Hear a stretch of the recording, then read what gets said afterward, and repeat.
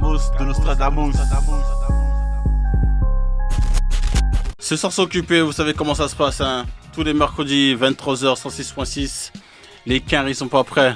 Adax, c'est comment mon type? Ouais, on est là, calme. Les choses se font? Ouais, ça va, calme. Du Bronx, comment va? Mon type imposé. Hein. Ouais, posé. Myriam.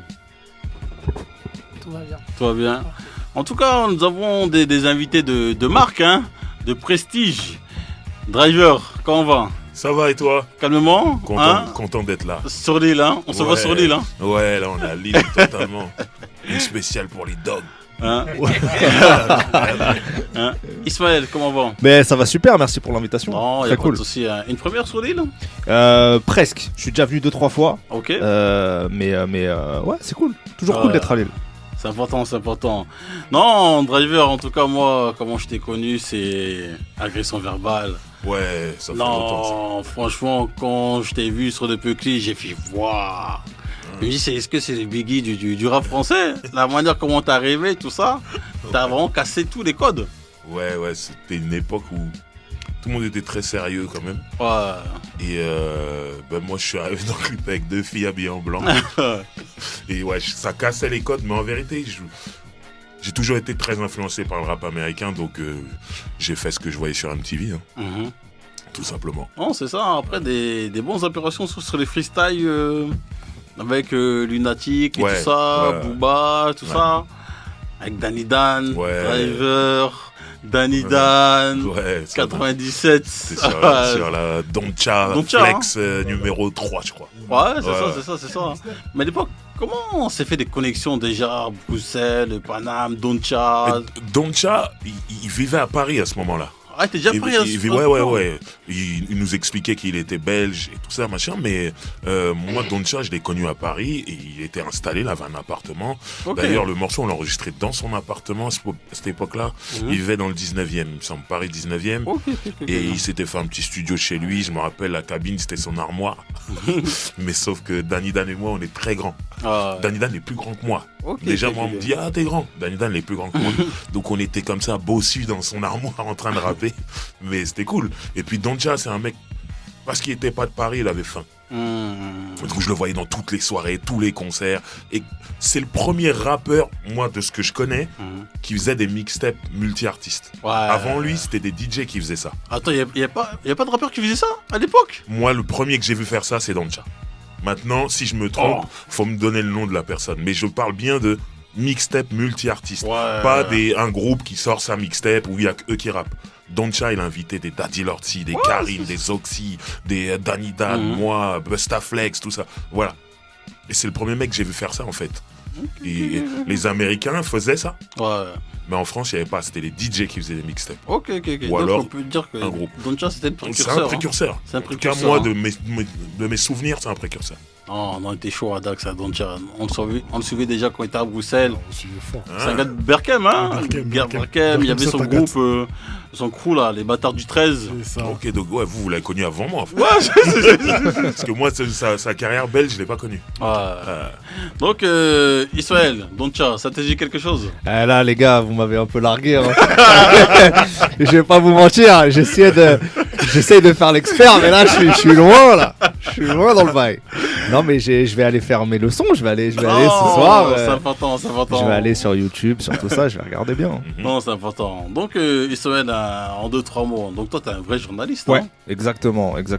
Je suis journaliste depuis 10 ans maintenant. J'ai Ok. commencé en dehors de la musique. Je travaillais à France Télévisions, je travaillais au Parisien, dans plein de médias traditionnels, on va dire. Et ça fait 5-6 ans que je suis vraiment dans le monde de la musique. Ouais. J'ai commencé en lançant un podcast qui s'appelait Gimmick, qui recevait chaque semaine des artistes, en fait, des jeunes talents et puis des gens plus confirmés. Et puis de fil en aiguille, je me suis fait une place un petit peu dans ce milieu-là. J'ai travaillé avec Bouscapé, je fais des documentaires pour eux, notamment Damso à Kinshasa.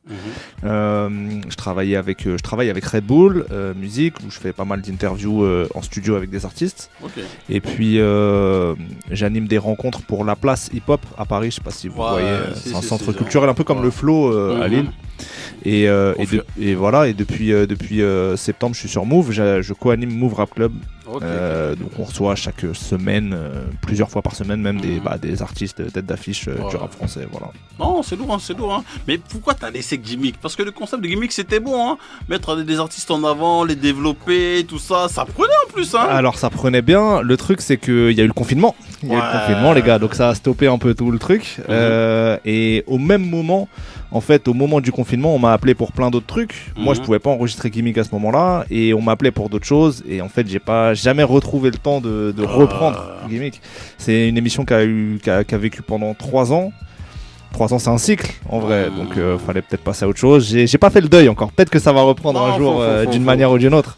Mais ouais, voilà. Après, j'ai été appelé sur des projets cool, donc c'était difficile de refuser aussi les projets sur lesquels on m'appelait. Les projets cool, c'était grâce à Gimmick. En partie, ouais. Je m'incruse dans la non, mais il a raison, il pose une vraie question. Non, mais c'est ça. À un moment donné, les gens ont vu ton travail. Ouais. Là, pourquoi pas Bien sûr, on commence bien à se sûr. pluguer à gauche, à droite et tout ça. Bien sûr. Donc, est-ce qu'on peut dire, oui, bon, la peine du gain, mine de rien, ça fait arrêter certains projets. En fait, le truc, c'est une bête de question. En fait, le truc, c'est que moi, Gimmick, ça me rapportait 0 argent. Sauf que ça me prenait 80% de mon vrai temps. Donc à un moment donné, fallait trouver avec 20% du temps restant les vraies sommes pour payer le loyer, manger, etc. Et quand d'autres projets très cool sont arrivés et rémunérés, bah c'est vrai qu'à un moment, tu te poses plus trop de questions. Tu te dis, voilà, des choses que je peux faire sur Gimmick gratuitement, je peux les faire ailleurs, rémunérées. Bon, voilà. Mais si t'es pas dit, bon, pourquoi pas te décharger, mettre des gens un peu de confiance, gérer un peu bateau, tu fais ce que t'as à faire, et toi tu supervises un peu de loin, comme ça le truc reste toujours un peu vivant. C'est toujours dur de... Moi j'ai du mal à déléguer, j'ai du mal à... Et puis c'est quand t'as monté un truc qui est ton bébé, c'est difficile de le donner à quelqu'un d'autre et d'être en vrai, oui, pourquoi pas, mais qu'est-ce que ça m'aurait rapporté à moi que d'autres gens le fassent en vrai, bon, tu vois, je sais pas. Mais tu prenais du plaisir à faire Gimmick. Je prenais du plaisir. Et si tu délègues, il y a plus plaisir. Bah exactement, c'est plus mon truc. Je suis aussi avocat. Il prend des tarifs incroyables. mais j'espère qu'un jour ça pourra reprendre peut-être sous une autre forme, voilà. Non, en tout cas, le concept franchement était bon. Merci beaucoup. En tout cas, j'ai découvert pas mal d'artistes sur Gimmick. Ça fait plaisir, tout ça. merci. Quand on voit à cette heure-ci un artiste comme Bécard. Exact. Première interview qu'il a donnée, c'était nous. Ouais. On était venu le faire ici d'ailleurs, à Roubaix. On était venu faire des trucs avec lui. Il y avait plein d'artistes comme ça qui ont donné leurs premières interviews. Iseult, la chanteuse. Pareil. Jewel. Il avait voilà, pas mal de gens qui Donc au final, mine de rien, ça payait quoi, mine de rien. Bien sûr. Et Bécard que vous pourrez retrouver en freestyle dans 59 Inside, une émission que j'anime c'est trop fort. ZKR, il est là, la boucle est bouclée. On a tous travaillé avec Bécard ici. Voilà. Nous aussi on a travaillé avec Bécard. On a tous travaillé Nous sommes avec lui. tous des Bécariens. Donc en tout cas le livre est sorti. J'étais là. Bréjeur. T'étais vraiment là? En chair et en os. J'ai essayé d'être partout. Moi, dès que j'entendais qu'il y avait du rap, j'y allais en fait. C'est ça le truc. Il y a 2-3 trucs que j'ai ratés, ou parce que j'étais trop jeune, ou parce que bon, j'ai pas eu de chance. Mais en général, dès que... Surtout, je viens d'une époque où c'était pas comme aujourd'hui, où il y a du rap tout le temps. Tout ça. C'était une époque, c'était des moments rares. Donc dès que t'entendais, il va avoir un concert là-bas, il y a une soirée, mais il y a un tel qui va rapper là-bas. Boum, fallait aller. Et puis surtout, il n'y avait pas internet. Donc c'était nos réseaux sociaux en fait, se voir en vrai. Tu rencontrais quelqu'un, tu vois, tout à l'heure tu me parlais du morceau que j'ai fait avec Danny Dan sur la mixtape de Doncha. C'est parce qu'on s'est croisés en vrai et qu'on a rappé. Il m'a dit, j'aime bien ce que tu fais. Il m'a dit, donne-moi ton numéro de téléphone fixe. Il n'y avait pas de portable à cette époque. Chez papa et maman, truc. Il me dit, dès que j'ai un plan, je t'appelle. Et c'est comme ça que je me suis retrouvé sur un mixtape de Lunatic. Doncha, je le croise, il m'appelle. Il me dit, j'aimerais bien que tu viennes et tout. Est-ce que tu peux venir avec Danny Dan? J'appelle Danny Dan. Je dis, ouais, on a un plan. Faut qu'on aille rapper pendant... Voilà. En fait, c'était ça, nos réseaux sociaux. C'était de se voir en vrai. En vérité, les rappeurs, tu les voyais dans les concerts, dans les soirées ou dans les studios. Il y avait des spécialistes. Moi, j'ai reçu Core dans mon podcast featuring et il disait que lui, il traînait devant les studios. Il attendait que les rappeurs sortent. Il proposait ses sons. Voilà. Donc, c'était ça les endroits où tu pouvais croiser. Alors qu'aujourd'hui, tu suis quelqu'un sur les réseaux sociaux, t'envoies un DM, il répond pas. Voilà. Tu peux le faire sans le rencontrer. Mais à l'époque, on n'avait pas le choix. Donc, c'était pour ça, en vérité, je dis j'étais là, mais c'est pas parce que je voulais juste être là, c'était parce que je cherchais ma carrière, en vrai. C'est ça. Ismaël, d'après toi, à ce temps-ci, bon, si on peut dire que t'es la nouvelle génération, hein, ou bien peut-être entre deux. Vas-y, ouais. Hein, est-ce Non, que... mais ouais, justement, où est-ce que tu te situes? La nouvelle, entre deux? Du point de vue quoi? Du journalisme ou de Ta carrière de rappeur. ma carrière de... Moi, j'ai jamais rappé. Les gars. J'ai écrit un texte à 9 ans. Voilà. Attends, c'est très tôt. C'est vrai. Bah, ouais. Ah, j'aurais kiffé. J'aurais kiffé fort. Mais on va dire, est-ce que ça se fait encore des rencontres, on va dire, avec les rappeurs et tout ça? C'est des échanges, on va dire, sur des concerts, ou bien sur des sorties de radio, ou bien c'est plus des mails. Toi, comment tu vois la chose? Tu sens encore l'esprit de Driver quand il te parle de tout ça? Je pense que c'est un peu plus dématérialisé quand même aujourd'hui. C'est vrai que c'est moins dans le physique.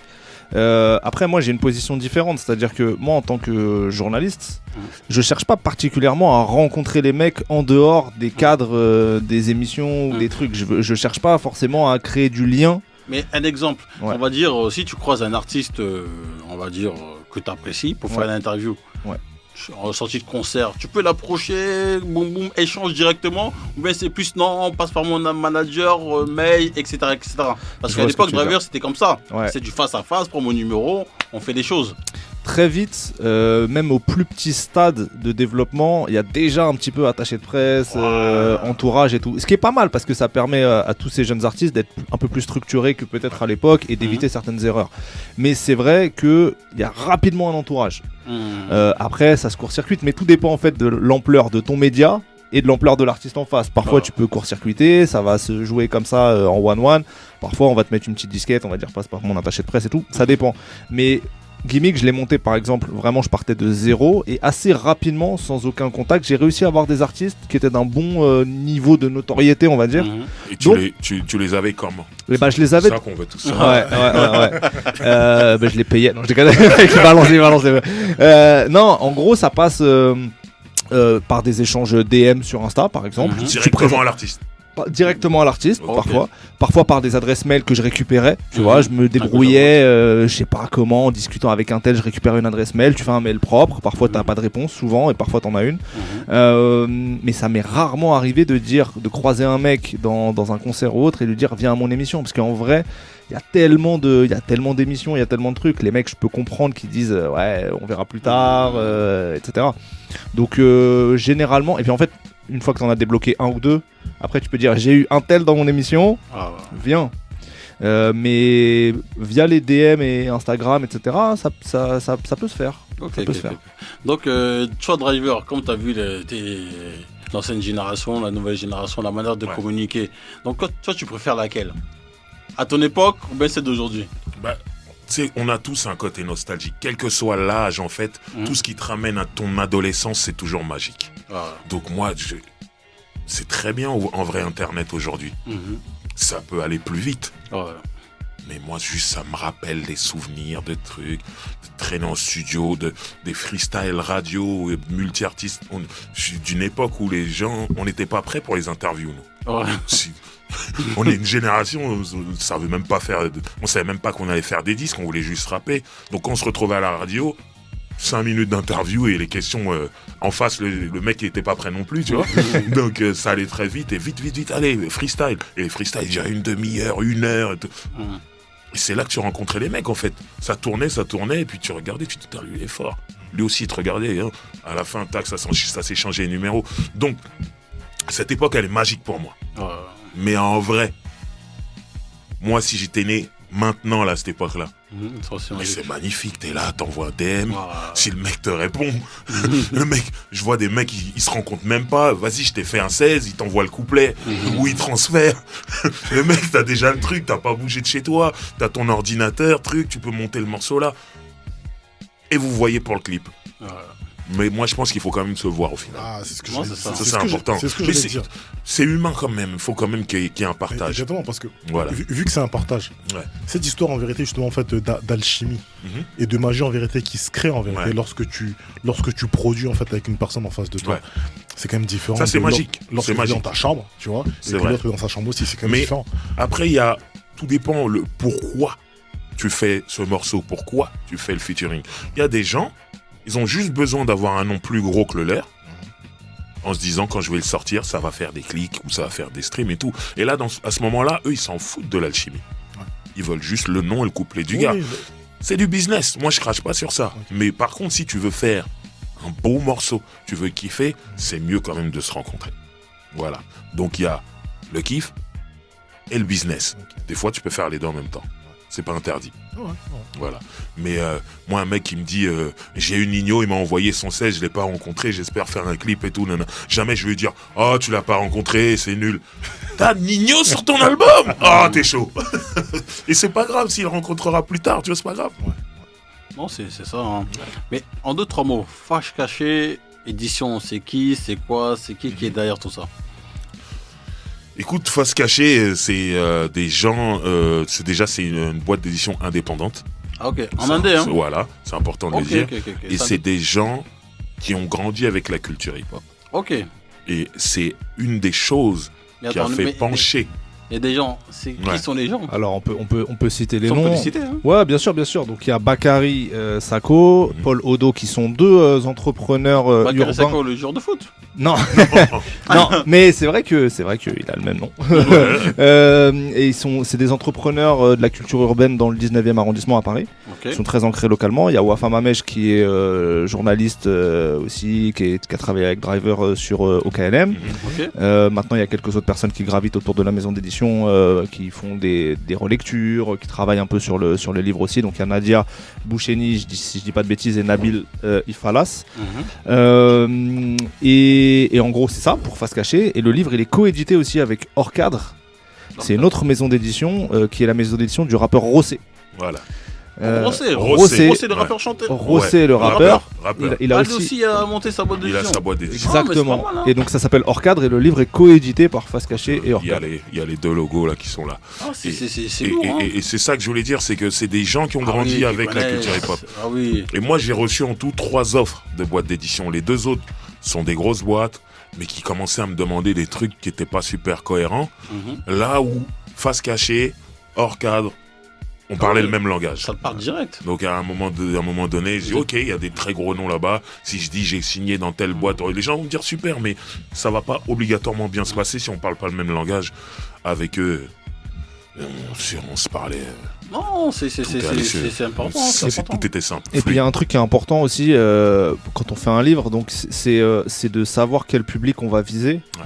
Et eux, comme nous, on est connectés sur les réseaux pour toucher le public de base. Là où une maison d'édition, je sais pas, je dis n'importe quoi, Gallimard, tu vois, ils ont pas les réseaux sociaux pour toucher notre public, le public qu'on veut toucher. Ils vont pas faire des événements dans les lieux que nous on connaît où le public a l'habitude d'aller. Donc, et ça c'est important pour nous clair, sur un livre comme ça. Ils ont fait Manuquet juste avant. Tu vois ce que je veux dire? Moi, c'est-à-dire que j'ai vu la promo de Manuquet. J'ai vu qu'ils ont touché la cible. C'est réel. À un moment, je me dis, ouais, c'est là que je dois aller. Ok. Non, franchement, c'est lourd. Hein. Mais parmi les gens qui sont dans la culture, il y a beaucoup de gens qui montent des boîtes d'édition. Ben, c'est une première. Comme Face Cachée. Dans notre culture, dans la culture hip-hop, il y en a pas des masses. Hein. Il y en a pas des masses, mais parce qu'en fait, c'est un game qui est très compliqué. Déjà, le monde de l'édition, il n'y a pas beaucoup d'argent. C'est très compliqué. Pour donner un ratio, si tu fais un disque d'or dans le monde de la musique, donc c'est 50 000 ventes. L'équivalent d'un disque d'or, du succès d'un disque d'or dans le monde de l'édition, c'est 5000 ventes. Tu divises par 10. Donc tu vois déjà que quand tu fais un succès, tu gagnes pas énormément d'argent. Et il y a des tonnes de livres qui dépassent pas les 1000 exemplaires. Donc c'est vrai que c'est un business qui est dur à monter. Et en plus, il y a plein de portes fermées encore de la part des gens qui tiennent le vrai business, qui sont pas prêts à avoir des livres autres que ceux qu'ils produisent d'habitude. Mais donc, on va dire, Face Cachée, c'est plus, on va dire, sur du long terme. Peut-être pas aujourd'hui, peut-être dans 10 ans, ça peut vraiment payer. Oui, je pense même avant. Même avant. Donc, dans la logique. Ils sont bien organisés, ils travaillent bien. Ouais, donc, dans la logique des choses, s'il n'y a pas beaucoup, donc tous les artistes, des rappeurs, des anciens, même des nouveaux, s'ils doivent sortir des livres, c'est Fâche Caché. Dans la logique. Non, mais dans la logique, si on doit parler vrai. Je vous le conseille. Ça doit être ça. On peut que le conseiller, on peut que le conseiller. Si les autres, s'ils ne sont pas dans le milieu. Non, après, tout dépend ce que tu racontes. Mais si tu fais un livre sur le rap, c'est quand même mieux d'avoir le réseau pour toucher la cible. Non, voilà, c'est ça. C'est ça. Et là, Face Cachée et Hors Cadre, c'est très bien. Ok. Maintenant, si t'es un rappeur et que tu fais un livre sur la cuisine, c'est autre chose. Ouais, c'est autre chose. Voilà. Oh, c'est ça, hein. Adax, qu'est-ce que t'en penses? Moi je trouve que c'est super lourd, mon gars. Je mets ça de micro là. Moi je trouve que c'est super lourd. Lourd surtout parce que je me rends compte et je constate en vérité qu'on vit une époque où en fait on a repoussé en fait les limites en fait de nos rêves. Ouais. Tu vois. C'est-à-dire qu'on en a parlé en fait en off, tu vois. Il y a un moment donné où toi, jamais tu t'es dit en fait je suis là, je vais écrire quelque chose. C'est clair. Or qu'en réalité il fallait juste y penser, tu vois. Il y avait rien qui n'empêchait de. Ouais, on m'y a poussé. On t'y a poussé. Mais moi, dans ma tête, c'était pas dans mes projets du tout. Okay. Mais c'est cool, je suis très content de l'avoir fait maintenant. Maintenant que les retours sont positifs, c'est plus facile de dire « Mais oui, j'ai toujours voulu !» C'est magnifique. Il y avait un réel stress en fait par rapport à ça ou pas? Ben moi, je me disais, est-ce que ma vie va vraiment intéresser les gens? C'est ça que je me disais. Alors moi, les gens qui lisent les livres, ils me disent « Mais bien sûr, t'as vécu plein de choses. » Mais comme je le dis souvent, moi, à côté de moi, j'avais Stomy Bugsy et Passy qui vivaient des vies incroyables. Les mecs, quand ils me racontent leurs anecdotes, mes yeux brillent. Et j'ai pas l'impression d'avoir la même vie qu'eux. Donc moi, je me disais, c'est eux qui doivent faire des livres, c'est pas moi. Mais au final, moi, Stomy Bugsy, il a acheté ce livre. Okay. Il l'a lu et il m'a dit, t'as une vie incroyable. Et venant d'un mec qui a une vie incroyable, c'est là que j'ai commencé à me dire, peut-être que les gens ont raison, en fait. Et que c'est moi, j'ai trop la tête dans le guidon et je me rends pas compte. Donc voilà. C'est ça. Et quand c'est comme ça, Face Cachée, c'est une boîte indépendante, comment ça se passe pour batailler, on va dire, Fnac, etc., bien être référencé Moi, c'est pas du tout mon boulot, ma spécialité et tout. Je sais pas comment ça se passe. Est-ce que c'était un peu dur? Ouais. Au début, les Fnac n'ont pas pris beaucoup de livres. C'est comme... Je disais, un mec comme ça qui raconte sa vie dans le rap, ouais. Tout est parti très vite, c'est-à-dire le jour de la sortie, il y avait des ruptures de stock, des gens qui disaient mais il n'y en a plus et tout machin, et ils ont sous-estimé en fait. Et du coup après ils en ont commandé plus et tout. Mais tant mieux, c'est ça. C'est bien. Mais c'est dans la rencontre qu'on a fait tout à l'heure, enfin hier, je sais pas dans quelle temporalité on se place, mais au Flow à Lille. C'est vrai que c'est ce qu'on disait, c'est que nous on arrive, on lance les précommandes du livre et on fait des très beaux scores en précommande. C'est-à-dire vraiment on en vend beaucoup pour le milieu du livre. Et de là, t'as l'impression que tout le monde dort en fait. Le vrai milieu, la Fnac, les diffuseurs, les distributeurs, c'est tout un secteur comme dans la musique, comme dans le disque. T'as l'impression que personne va percuter, qu'ils se disent ouais ça va être un petit livre, ils sont 30 à kiffer le rap, machin. T'as l'impression, alors que nous on est au courant que le rap il est archi dominant. T'as l'impression que dans certains milieux ils sont pas encore au courant. Et ils ont du mal à y croire. Et clairement dans le milieu de l'édition c'est ça encore. Okay. Et ils pensent que ça ne va pas vendre parce que, disons les choses, ils pensent que c'est un public d'illettrés qui ne lit pas de livres, tu vois. Mais c'est évidemment ça. Et la Fnac, alors qu'ils ont pris, je crois, pour vous donner un ordre d'idée, 10 fois moins de livres, toute la Fnac, d'accord, 10 fois moins de livres que les précommandes qu'on a fait. 10 fois moins. 10 fois moins. Donc ça avait juste aucun sens, ils se sont fait dévaliser. Là ils en ont recommandé, mais pareil, ils les mettent dans certaines Fnac. Genre il y a des villes ou des quartiers où il n'y a pas le livre. Soi-disant le public de ces endroits-là va pas aller acheter. Ils ont décidé qu'il n'y aurait pas de public à tel endroit, mais au nom de quoi en fait? Aujourd'hui le rap c'est partout. Moi je le vois, les gens qui m'arrêtent dans la rue, aucun n'a le même profil. J'ai été au Flow, j'ai vu les gens qui sont venus demander des dédicaces, aucun n'avait le même profil. Donc comment tu peux savoir que dans tel quartier, il n'y a pas quelqu'un qui s'intéresse à ce livre? C'est là où c'est du grand n'importe quoi. Mets-le et tu vois. C'est tout. Et là, avec Driver, on a une vraie fierté, c'est que par exemple à la Fnac des Halles, on a vu là cette semaine, on est numéro 1 des ventes dans le secteur culture. Ah ouais. Okay, il y a la semaine dernière, ça fait 6 semaines que le livre est sorti. On est numéro 1. Derrière nous, il y a que des artistes de variété, des gros trucs, des acteurs de cinéma, machin. On est numéro 1. Et nous, c'est du rap. Et nous, c'est du rap. Et la semaine dernière, on était, donc une semaine avant, on était numéro 2. Tous les autres du classement, ils sont sortis. Nous, on a grimpé. Ça veut dire, tu vois, vraiment, c'est réel. Les gens, ils achètent. Mais on est toujours obligé de surperformer pour être calculé en fait. Toujours ça. Mais c'est pas grave. Et je pense que ce livre-là, j'espère, comme d'autres avant nous, va ouvrir des portes pour les prochains. Tu vois. Moi, je pense souvent au livre, par exemple, sur Kendrick Lamar là, de Nicolas Rogès, qui est un ami à moi. Quand il a sorti son livre, voilà, il a pu faire de la promo, il a pu faire des trucs, ça ouvre des portes même pour le nôtre. Parce que les gens, voilà. Mais nous, et j'espère qu'on va ouvrir les portes pour les suivants, mais c'est un combat, réellement. C'est un combat. C'est un travail sur du long terme. En 2022, on n'est pas encore du tout les bienvenus et surtout, on n'est pas considérés. Mais ça va venir, Et d'ailleurs, lorsque vous racontez toutes ces anecdotes-là, comment vous pouvez m'expliquer comment vous arrivez à faire une séance de dédicace à Cultura à Villeneuve, en fait, vu que tout le monde sous-estime, comment ça arrive ce truc-là? Il y a des gens quand même qui ne sous-estiment pas, et surtout, moi, la personne de Cultura, quand on l'a rencontré, c'est une personne qui écoute du rap, qui est fan de rap, donc qui vend du rap, et qui vend des CD de rap à Cultura, donc il sait qu'il y a un public pour ça. Et qui se dit, moi je peux faire un événement ici et qu'il se passe des choses. Donc là, à ce moment-là, ça veut dire que c'est juste l'initiative d'une personne dans un coin qui est là, qui a un kiff et qui dit moi je décide de mettre. Et plus que ça part de cette personne qui est archi passionnée et qui se rend compte que dans son Cultura, personne n'a commandé le livre. En plus. Qu'il n'est pas disponible dans le réseau Cultura. Lui il voit ça. Il dit déjà j'aimerais que le livre soit dispo et est-ce qu'on peut faire une séance. Il contacte la maison d'édition pour faire une séance de rencontre, de dédicace, tu vois. Mais ça naît du constat que le livre il est pas commandable.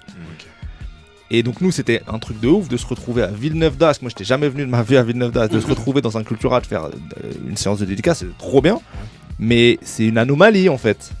Parce qu'au départ, c'était pas comme ça. C'était pas prévu. C'est encore plus beau, j'ai envie de dire.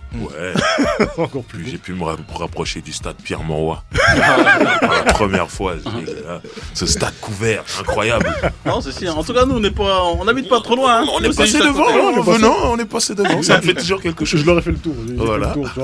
J'ai montré les bails. C'est important. Mais je pense que par la suite, la Fnac, ils vont commencer à respecter Face Cachée. Parce que là, déjà, les retours sont bons. Ils en ont pris plus. Voilà. Donc s'ils commencent à comprendre, c'est cool. C'est cool. Comme à l'époque, les indés, quand ils toquaient à la Fnac, déposaient leur mixtape, etc. Ils les prenaient pas au sérieux. Il y avait des grandes surprises. Ouais, c'est ça. Il y a des groupes comme TSN, tout simplement noirs, quand ils arrivent au début. On les met là, à la fin, ils font des scores de dingue. Je passe d'autres générations cyniques quand il vient avec sa mixtape en attendant l'album, un truc comme ça. C'est qu'une mixtape. C'était Street CD, on disait à l'époque. Le mec il casse tout, tandem, il y a eu plein de surprises comme ça. Au début, les magasins ils en prennent un peu, tout part rapidement. Je vais en prendre plus, tout part. Et tout ça, moi mais dans le rap, ils ont vite beaucoup plus respecté, ils ont été plus réactifs. Mais ça, ils se sont dit, ok, maintenant, on prend tout le monde au sérieux.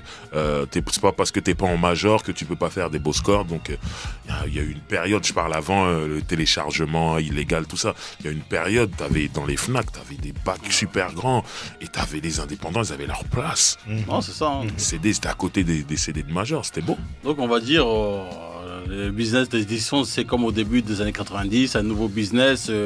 On va dire, qu'est-ce que vous faites encore ici le rap urbain, le rap est en train de rentrer dedans et il va falloir qu'il gère, qu'il nous compte dedans, quoi. C'est ça. Ok. Non, lourd, Myriam. Tu veux dire 2-3 mots sur ça? Vous m'entendez? Ouais. Ok, ouais, moi j'ai plusieurs questions. Déjà, j'aurais bien aimé savoir comment la connexion s'est faite entre vous deux. Et ça a été quoi votre part à chacun dans l'écriture du livre? Parce que tu dis quand même que c'est ta vie. Faut bien s'entendre avec l'autre personne vu que vous l'avez écrit à deux. Donc déjà ça m'intéresse. Et ensuite, je poserai d'autres questions. Vas-y. Alors, moi, quand je signe chez Face Cachée, on me demande tout de suite si je veux un co-auteur. Et je dis oui tout de suite parce que je savais que j'allais mettre trop de temps. C'est pas mon métier, moi, d'écrire des livres. Donc, je savais que j'allais mettre trop de temps. Donc, je dis oui. Le premier nom qu'il me propose, c'est le sien. Je dis oui tout de suite parce que je le connaissais de la récré, un programme que j'anime sur sur YouTube avec toute l'équipe, mes élèves dissipés. Et il en faisait partie à un moment. Mais j'étais sage. Ouais, ça va, c'est vrai. Et du coup, j'aimais déjà toutes ces interventions, j'ai trouvé très pertinentes, je trouvais brillant et tout. Donc du coup, quand on me dit son nom, j'ai dit oui tout de suite. J'ai dit ouais, si c'est lui, avec plaisir, parce qu'il est fort, il est chaud, je sais. Et comme tu dis, faut confier sa vie. Et moi, le truc, c'est que si j'avais écrit le livre tout seul, je me serais censuré sur des passages de ma vie ou de ma carrière. Je me dis, je vais pas raconter ça et tout. Et lui, il me dit non, il y a des choses qui peuvent être intéressantes. Et le truc, c'est que quand t'es un rappeur, tu dois raconter ta vie, t'as envie de raconter que tes victoires, en fait. T'es le meilleur, et tout ça, machin. Et les moments de faiblesse, tu veux pas trop les... T'es un peu pudique, tu veux pas trop les montrer, tout ça. Et lui, il m'a dit, non, il faut qu'on raconte tout. Mais moi, je lui dis, mon grand problème, c'est pas de raconter mes défaites. Mon grand problème, c'est de... Dans ma vie, il y a aussi la vie des autres. Et je veux pas blesser des gens, mettre des gens dans des situations bizarres. Donc... il y a des choses que j'ai pas envie de raconter. Et il m'a dit, peut-être qu'on va savoir reformuler. Dis-moi tout. Si vraiment on trouve pas la bonne formule, on met pas. Et si moi je te propose une bonne formule et que tu l'aimes, on la met. C'est comme ça que ça s'est passé. Au final, je me suis retrouvé à leur raconter tout. Le mec qui connaît le mieux ma vie sur Terre, c'est lui. Ça a pris du temps. Ouais, on a fait plein d'entretiens, mais ouais, vas-y. Voilà, et effectivement, il y a des trucs que je voulais pas raconter. Il a trouvé la bonne formule, et du coup, j'ai accepté. Et il y a des trucs vraiment qui sont trop chauds qu'il sait même pas. Je vais pas dire. C'est vrai, probablement. Mais il y a énormément de choses dedans que j'aurais pas raconté si j'avais fait tout seul, vraiment. Et lui, il est rentré dans mon cerveau, il a fouillé dans mon cerveau, vraiment. Et quand je voulais pas, il a trouvé le moyen de me faire changer d'avis. Oui, voilà. C'est vrai. L'art de la négociation du Marocain, tu sais. Tu m'as eu. Mais en tout cas, je trouve que c'est super lourd la manière dont tu racontes ça. Ouais. Mais surtout, en fait, il y a un truc, c'est que l'air de rien, en vérité, pour toi, ça a été comme une thérapie, en fait. Ben, possible, sauf que moi, c'est... En fait, c'est en faisant ce livre avec Ismaël que je me suis rendu compte que je ne me racontais pas tant que ça dans ma musique.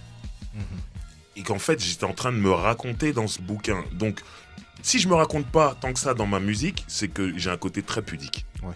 Et là, je me suis rendu compte qu'il était très fort. Donc, du coup, en mettant tout ça dans ce livre, et Ismaël, il est là, il en est témoin. Plus la date de sortie approchait, et plus je me disais, mais non, mais est-ce que ça va marcher? Est-ce que ça va intéresser les gens? Et puis j'ai peut-être trop parlé, j'ai dit trop de choses, tout ça. J'étais pas à l'aise avec tout ça, vraiment. Okay. Donc, moi, c'est pas une thérapie. Moi, si j'avais pu éviter tout ça, je l'aurais évité. Mais au final, quand je vois les retours et tout, comment les gens l'ont bien reçu, finalement, je me dis que ça a été une bonne chose. Et vraiment, une de mes fiertés dans ce livre, c'est que c'est pas un livre de super-héros. Je suis pas en train de dire que je gagne tout le temps, je suis le plus fort. Il y a des moments où je vais mal, c'est dedans, je le dis. Okay. Et quand je vois comment le public l'a reçu, à aucun moment on m'a dit ah là t'allais mal, t'es faible. Parce que c'est ça en vérité, les mecs de cité, tu dois jamais montrer que t'es faible. Sinon tu marches dessus. C'est ce qu'on pense. Ouais, mais c'est la règle en vrai. Si tu montes ta faiblesse, les gens viennent pas t'aider. Ah, lui, il est comme ça, non, les gens viennent te marcher dessus. En tout cas, moi, j'ai grandi comme ça. Et là, je me rends compte qu'en sortant ce livre, en montrant mes forces et mes faiblesses, personne n'est venu me pointer du doigt à faiblesse. Et c'est là que je me dis, on a bien fait, merci Ismaël. Avec plaisir. Et je suis fier de ça. Non, mais c'est vrai ce que tu dis, Driver. Hein. Les gens dans les quartiers, ils ont plus l'habitude de respecter un mec qui est au bloc, qui bicrave, que quelqu'un qui va à la school, qui est universitaire. Regarde, il va à la school. Nous... non, mais c'est ça. Non, mais c'est vrai, c'est vrai. À l'école, après, je sais pas si tout le monde l'a vécu comme ça. Les gens qui voulaient vraiment suivre les cours, ils se mettaient devant. Nous disions, les bouffons se mettent devant. Bien sûr. En vérité, on est là pour ça, en fait. C'est le projet de départ. Oui, c'est eux qui ont raison.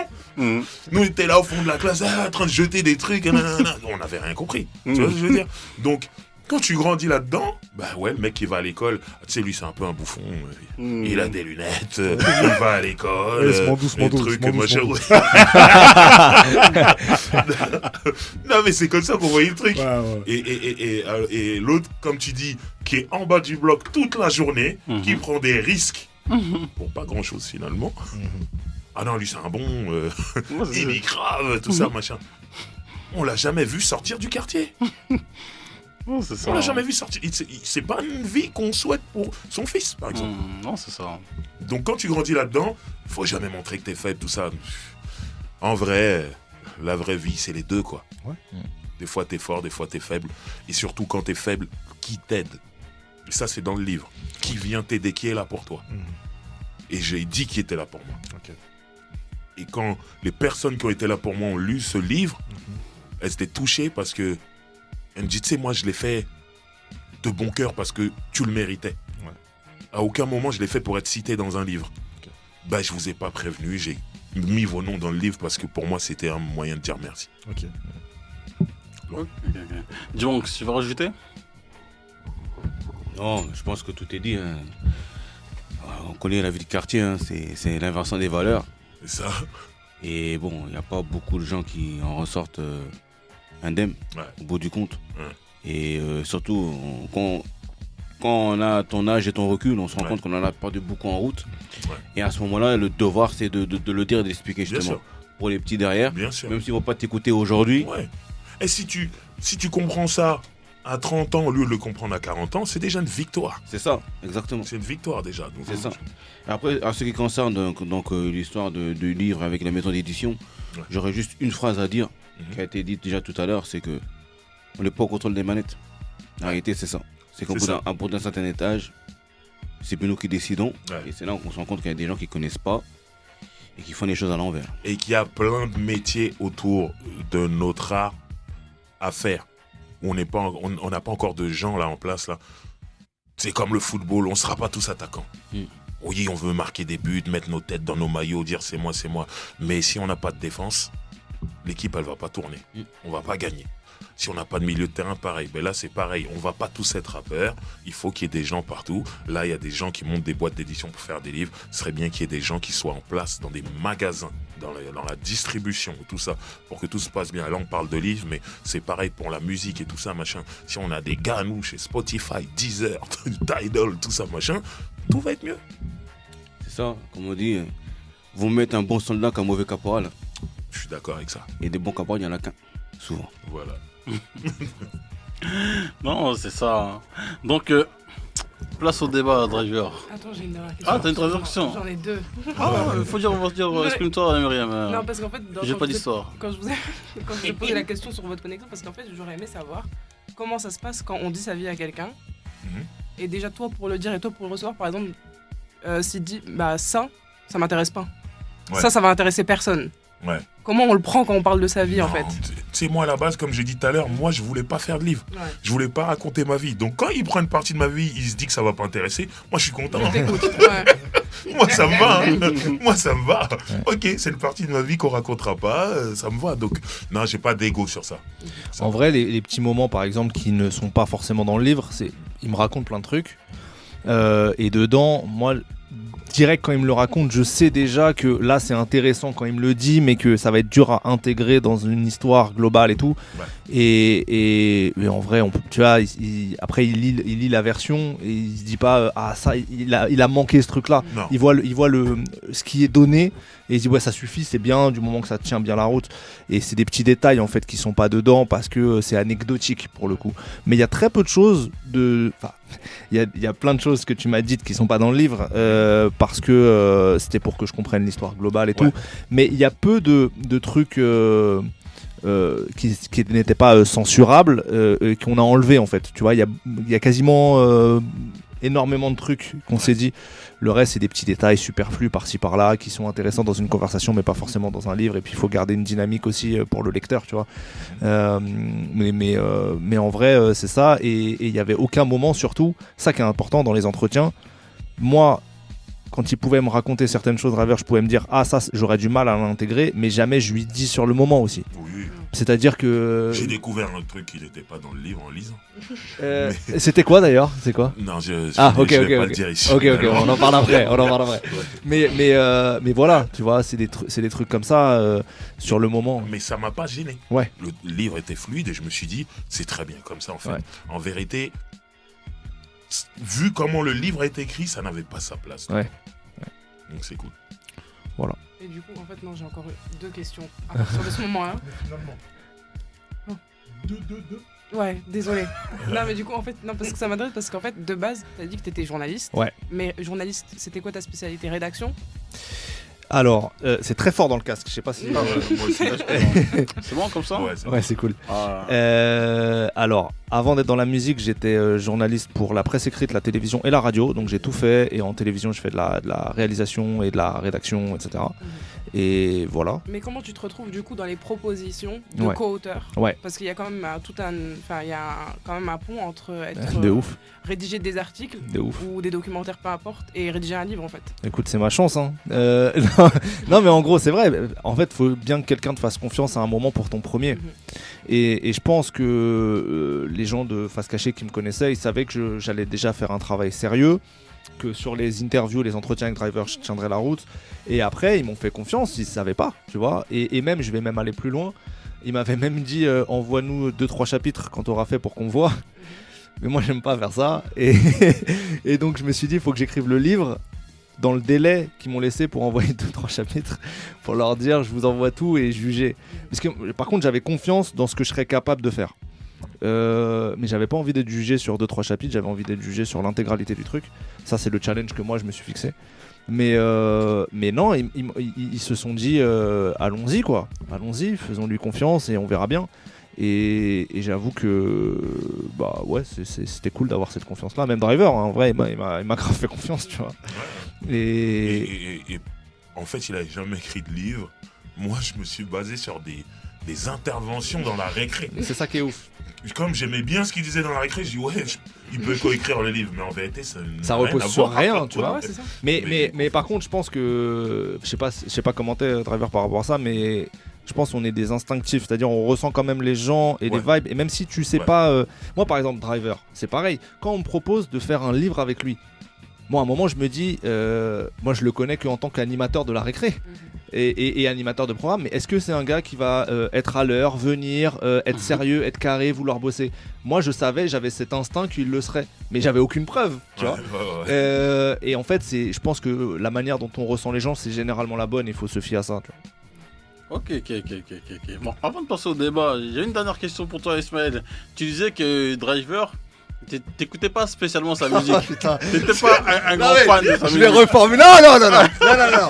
Je reformule cette phrase. Je reformule cette phrase parce que ça. Ton est dur avec toi. Non. Je vais m'exprimer. Je vais m'exprimer mieux. Ce que je voulais dire, c'était que moi, quand j'ai commencé à écouter du rap, je commence à écouter vers 96, 18, on va dire. Ok. Et à ce moment-là, je ne connais pas les albums de Driver. C'est-à-dire, littéralement, je ne les écoute pas parce que je n'écoute que quelques trucs. Ok. Et au fur et à mesure où le temps passe, je découvre ces albums à retardement, a posteriori. Et ce que je voulais dire quand je dis je suis pas fan, c'était pour dire pas pour dire que je n'aimais pas, c'était pour dire que je ne faisais pas partie de la catégorie de ses fans à lui. C'est-à-dire que j'écoutais Driver comme d'autres artistes, etc. Et je me les suis pris plus tard, c'est ça que je voulais dire. Après, j'aime beaucoup sa musique, je respecte, je le dis ici, c'est important. Je suis un fan de Driver. Voilà, c'est mieux. Ok, moi c'est comme ça que j'ai compris les choses. Non, c'est bien que tu lui aies posé la question. C'est important. Il fallait qu'il règle cette histoire. Fallait que je règle cette histoire. Et mon propos final, c'était de dire, j'ai abordé ce travail pas comme un fan, justement. C'était ça, c'était par rapport à ma position de journaliste. Et tant mieux. C'est important. Parce que si j'avais eu un fan en face, je pense que le livre ça aurait été un peu n'importe quoi. Non, c'est clair, je vais dire quand même, attends, moi j'ai écouté Driver, agression verbale, et tout ça, il m'a mis dans des vibes. Je sais pas que c'était le boulot de Driver. Quand même. Donc, place au débat. Donc, Driver, pourquoi il n'y a pas assez de reportages sur le secteur A? Camus de Nostradamus.